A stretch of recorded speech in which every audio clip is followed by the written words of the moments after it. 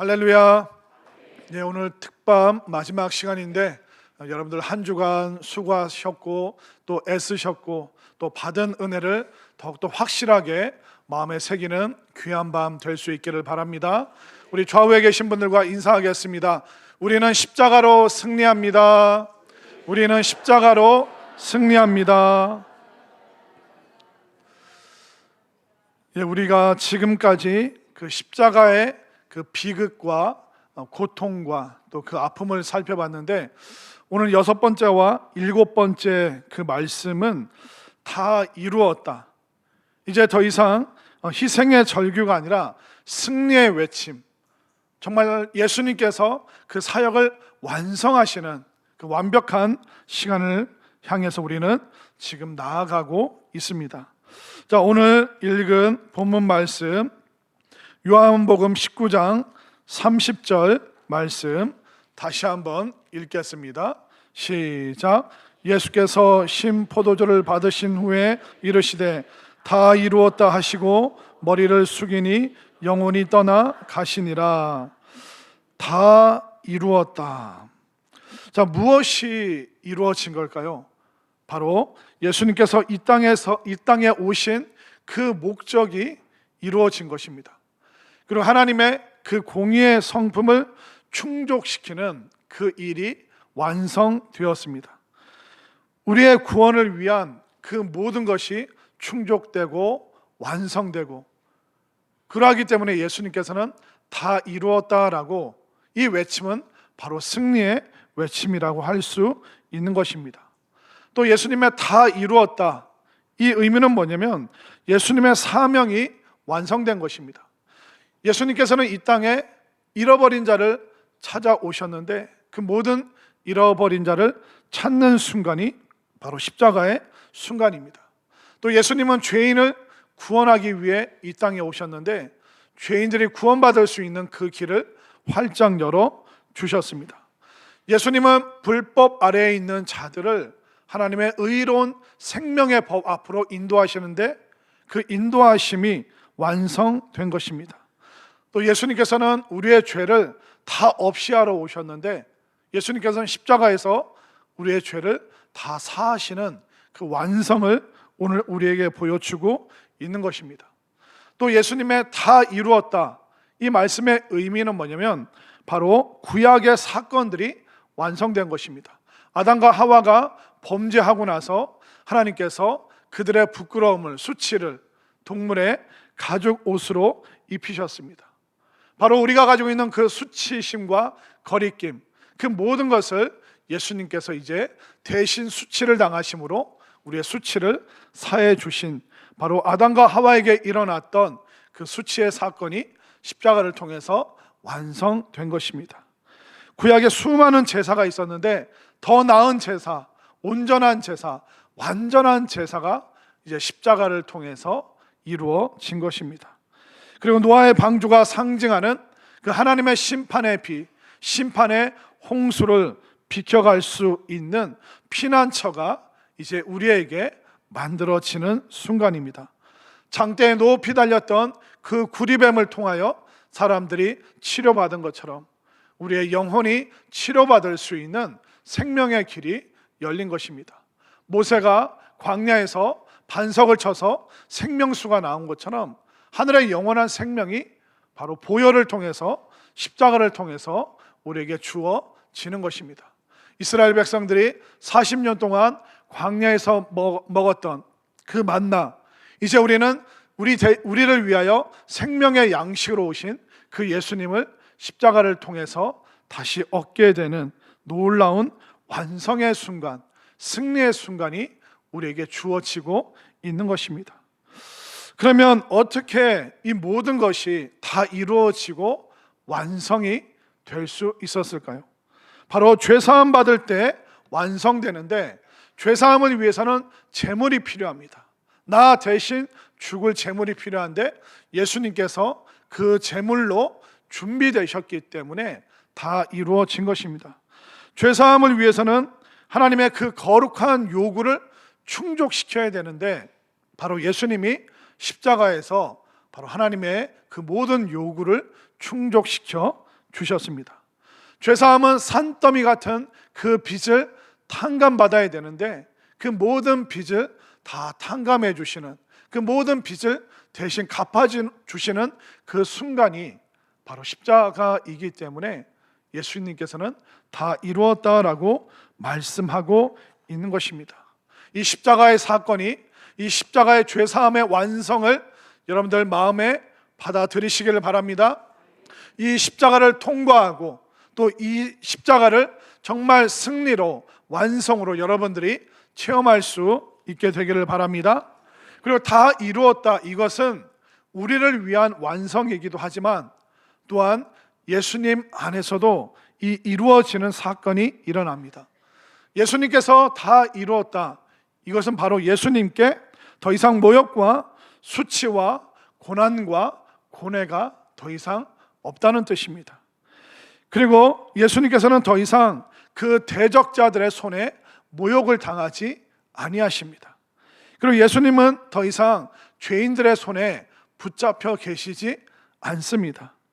바로 다 이루었다는 것은 예수님의 그 최종적인 그 승리의 선언을 우리에게 하고 계시는 것입니다.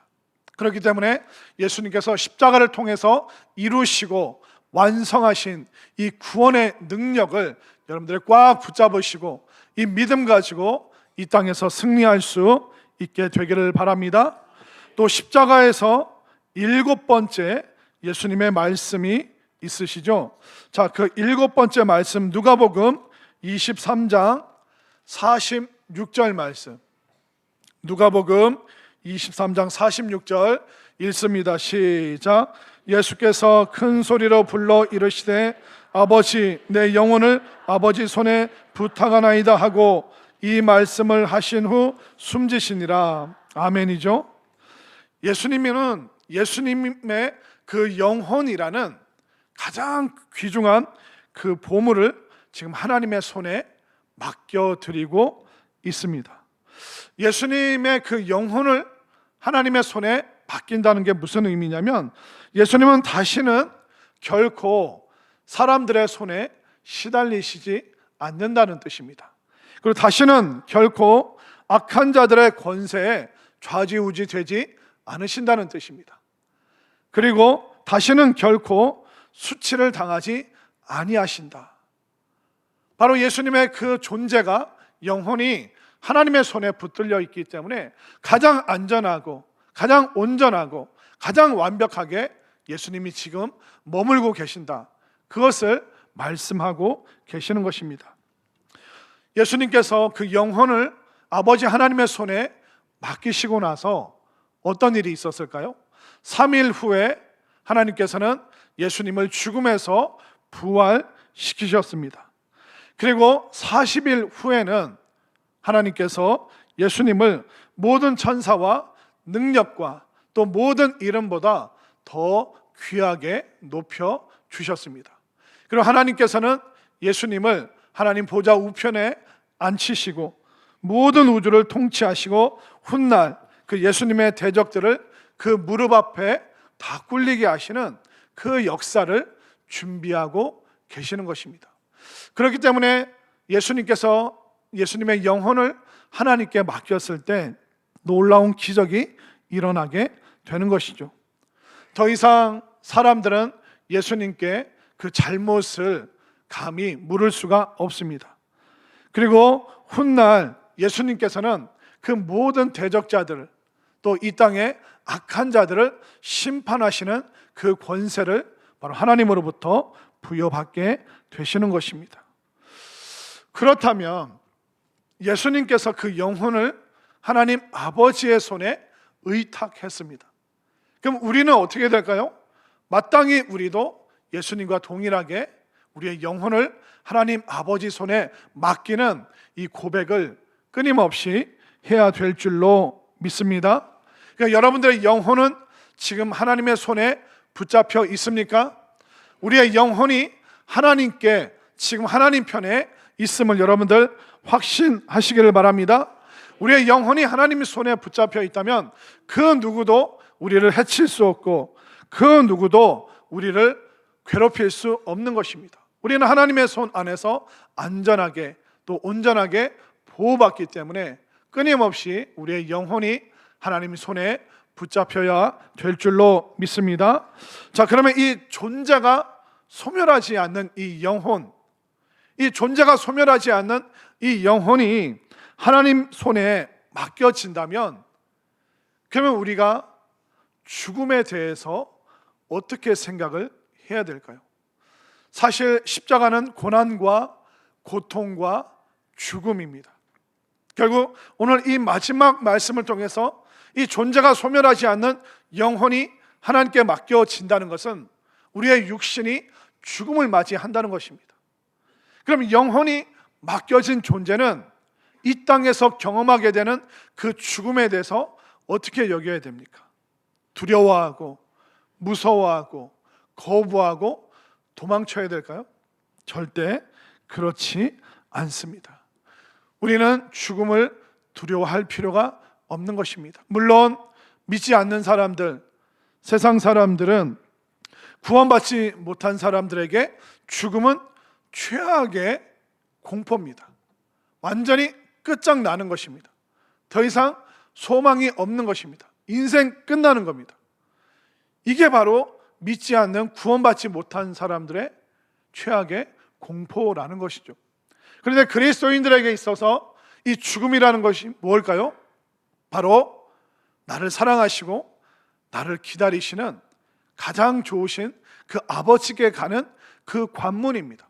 관문은 뭡니까? 우리가 그냥 통과하면 되는 것입니다. 통과하면 우리의 영혼을 받으시고 우리의 영혼을 보호하시고 우리에게 생명을 주시는 그 하나님을 만날 수 있는 그 과정이 바로 죽음이라는 관문이죠. 우리에게는 더 이상 이 죽음이 최악의 공포가 될 수 없습니다. 예수님께서는 사망 이후에, 죽음 이후에, 그런데 3일 후에 예수님은 부활하셨죠. 예수님은 부활의 첫 번째 열매가 되신다 하셨습니다. 여러분들 과수원을 보셨는지 모르겠는데, 과수원에 작년에 사과가 많이 맺혔습니다. 그럼 올해 사과가 또 맺힐까요? 안 맺힐까요? 또 사과가 또 맺히죠. 내년 되면 어떻게 될까요? 사과가 또 맺힙니다. 예수님이 부활의 첫 열매라는 것은 뭐냐면, 예수님께서 부활하셨다면 그 다음 이 세상을 떠나는 모든 사람들이 바로 예수님 안에서 두 번째, 세 번째 부활의 열매로 계속 맺혀진다는 것을 예수님은 분명히 우리에게 약속하셨습니다. 그렇기 때문에 우리에게 죽음은 최악의 공포가 아니라 바로 우리를 사랑하시는 하나님을 만나는 관문이라는 것을 분명히 믿으시기를 바랍니다. 그렇기 때문에 우리가 내가 이 땅 살다가 부유하게 살다 죽었는가, 가난하게 살다 죽었는가, 이것이 우리에게 중요한 것이 아닙니다. 그리고 우리는 삶을 길이로 생각합니다. 길게 살면 잘 살았다고 생각합니다. 그러나 죽음 앞에서 우리가 길게 살든 짧게 살든 그것은 큰 상관이 없습니다. 우리가 집에서 3일 아프다 세상을 떠나든 병원에서 때로는 요양원에서 오랜 시간 투병하다가 세상을 떠나든, 또 우리가 사고를 당해서 급작스럽게 세상을 떠나든, 죽음의 방식이 우리에게 중요한 것이 결코 아닙니다. 부유하고 가난한 거, 그게 그렇게 중요한 게 아닙니다. 길게 살았냐 짧게 살았냐, 그게 중요한 게 아닙니다. 어떤 방식으로 죽음을 맞이했느냐, 그게 중요한 것이 아닙니다. 그 영혼이 하나님의 손에 붙잡혀 있다면, 그 소멸하지 않는 영원한 존재인 바로 그 영혼이 하나님 손에 붙잡혀 있다면, 우리가 가난해도 짧게 살았어도, 우리가 급작스럽게 세상을 떠나도 우리에게 죽음은 하나님을 만나는, 가장 나를 사랑하시는 분을 만나는 관문의 하나라는 것을 여러분들 분명히 믿으시기를 바랍니다. 그렇기 때문에 우리가 믿음으로 예수님처럼 하나님께 우리의 영혼을 맡길 수 있다면 그 사람은 승리하는 사람이 된다는 것입니다. 또 우리의 영혼을 하나님께 맡길 자격과 그 맡길 힘을 우리가 믿음을 통해서 얻게 되었다면, 우리는 그 죽음이 되었던 그 어떤 상황이 되었던, 우리는 그 모든 관문을 통과해서 우리를 사랑하시는 아버지 앞에, 하나님 앞에 당당하게 설 수 있음을 깨달으시기를 바랍니다. 여러분들에게 권면의 말씀을 좀 드리고 싶습니다. 우리가 세상 살면요, 문제가 참 많죠. 지금도 속 끓이다가 오신 분들 있죠. 얘는 중간고사를 앞두고 지금 공부를 하는겨 마는겨, 맨날 고기만 달라고 하고 고기 먹고 잠만 자고 막 공부는 안 하고, 엄마 나 학원 안 가면 안 돼. 월요일 날 일어나서 지겨워, 또 학교 가야 돼. 다른 교회 애들이 그러더라고요. 저 옆에 무슨 침례, 무슨 선화, 뭐 이렇게 뭐 주변에 다른 교회들이 있는데 그 교회 애들이 그러더라고요. 그 교회 부모님들이 막 속이 타요. 애가 타요. 우리가 저렇게 크게 한숨 쉬면 안 되는데, 이따 기도 좀 받으세요. 우리가 살다 보면 수많은 문제, 정말 문제 투성이의 삶입니다. 그러니까 여러분들은 이 시간에 올 때 왜 이렇게 힘드냐 하고 왔지만 옆에 분들도 똑같이 힘듭니다. 우리 좌우에 계신 분들과 인사하겠습니다. 당신은 뭐 때문에 힘드슈? 한번 물어보세요. 당신은